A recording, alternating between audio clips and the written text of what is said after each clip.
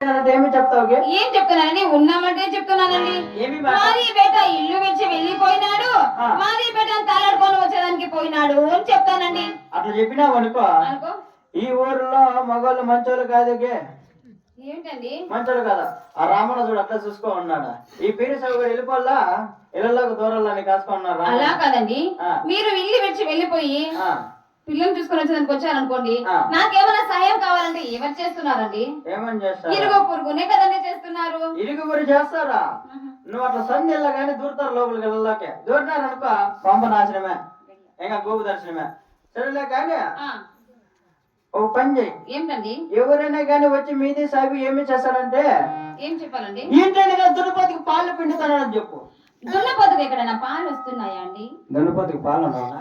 నా రామన్న దున్నపోతుకు పాలు ఉండవా? ఉండవా? ఏం తగిలిస్తే దున్నపోతుకు పాలు ఉన్నాయా? గెంజి ఉంటుంది. నేను ఇంకా బాగా చెప్పా, గెంజి ఉంటుంది. అనుమానిస్తా దున్నపోతుకు పాలు ఉండవు. నువ్వు చూసిందా?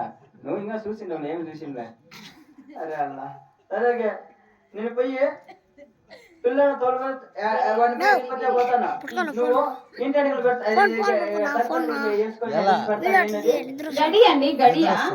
ఆ గడియ పెట్టుకొని లోపల దూరుకొని పనుకొని ఉండవు. అలాగనే అండి, బయటికి రావచ్చు. అలాగనే